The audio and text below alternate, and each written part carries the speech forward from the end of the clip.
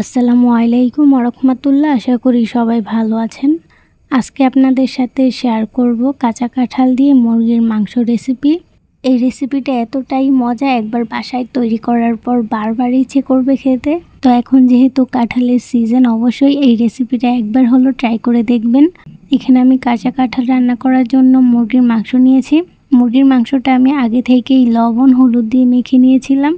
এখন প্যানের মধ্যে তেল গরম করে একটা একটা করে মুরগির মাংস দিয়ে দিব।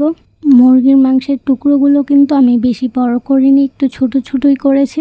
কাঁঠাল দিয়ে মুরগির মাংস এই রেসিপিটা কিন্তু আমার চ্যানেলে আরও একবার দেওয়া হয়েছিল, তো ওইটা থেকে কিন্তু এই রেসিপিটা সহজ। অবশ্যই আপনারা বাসায় ট্রাই করবেন, সেটা লিঙ্কও আমি ডেসক্রিপশন বক্সে দিয়ে দিব। এখানে কিন্তু আমার মুরগিগুলা ভেজে নেওয়া হয়ে গিয়েছে। মুরগির মাংসগুলো উঠিয়ে নেওয়ার পর একই তেলের মধ্যে আমি কাঁঠালগুলো ভেজে নিব। কাঁঠালগুলো আমি বেশ বড় বড় টুকরো করে লবণ হলুদ দিয়ে সিদ্ধ করে নিয়েছিলাম, সেটাই এখানে আমি তেলের মধ্যে দিয়ে দিব। এখন আমি কাঁঠালটা নেড়ে টেড়ে উল্টে পাল্টে ব্রাউন ব্রাউন কালার করে ভেজে নিব। কাঁঠালটা একটু সময় নিয়ে তারপর ভেজে নেবেন, তাহলে সবগুলা কাঁঠালই ভাজা হবে। তো এখানে আমার কাঁঠালগুলো ভেজে নেওয়া হয়ে গিয়েছে। এখন আমি কাঁঠালগুলো নামিয়ে নিব, আর একই তেলের মধ্যে দিয়ে দিব পেঁয়াজ কুচি, 4-5টা এলাইচি, 4-5 টুকরো দারুচিনি আর কয়েকটা তেজপাতা। এগুলো আমি আগেই দিয়ে দিয়েছিলাম, হয়তো ক্লিপটা নিতে ভুলে গিয়েছিলাম।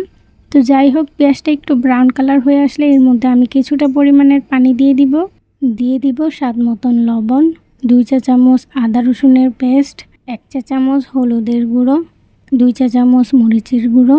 মরিচের গুঁড়োটা অবশ্যই আপনাদের স্বাদ অনুযায়ী দিয়ে দিবেন।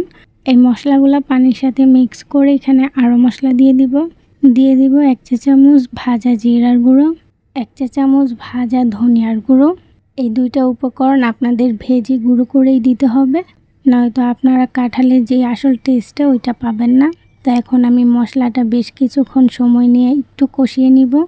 মশলাটা যখন তেল ছেড়ে দিবে, কষানো হয়ে যাবে, এই পর্যায়ে এখানে আমি আগে থেকে ভেজে রাখা কাঁঠাল আর মুরগির মাংসটা দিয়ে দিব। দুইটা একসাথেই দিয়ে দিব। মশলার সাথে কাঁঠাল আর ভাজা মুরগিটা ভালো করে মিক্স করে নিয়ে ঢাকনা দিয়ে ঢেকে দিব।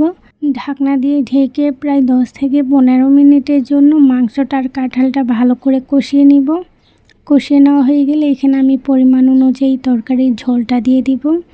এই কাঁঠালের তরকারিটা রান্না করার সময় ঝোলটা একটু বেশি করে দিবেন, কারণ তরকারিটা রান্না করার পর কাঁঠালটায় কি করে ঝোলটা চুষে নেয়, তো যার কারণে সেই পরিমাণ অনুযায়ী আপনারা এখানে ঝোলটা দিয়ে দিবেন।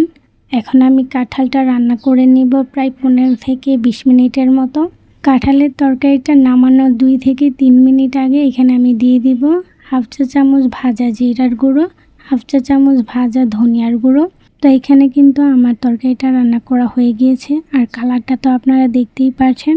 আর এটা যদি আপনারা না খান তাহলে বলবো যে বড় একটা জিনিস আপনারা মিস করতেছেন।